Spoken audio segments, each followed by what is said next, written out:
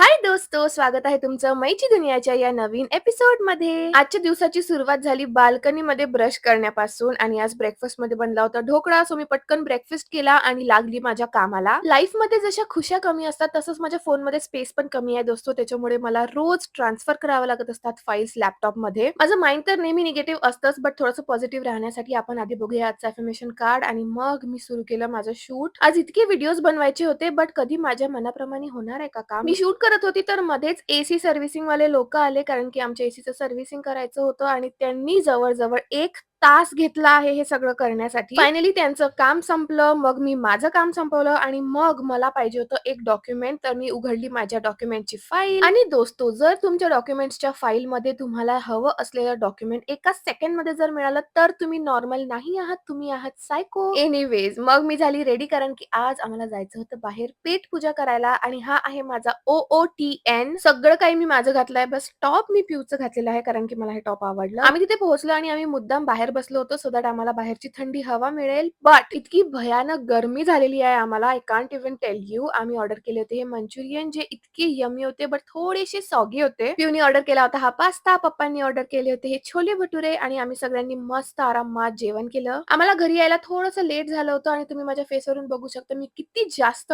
थकलेली आहे. सो आता मी झोपते आणि तुम्हाला भेटते उद्याच्या व्लॉगमध्ये. बाय.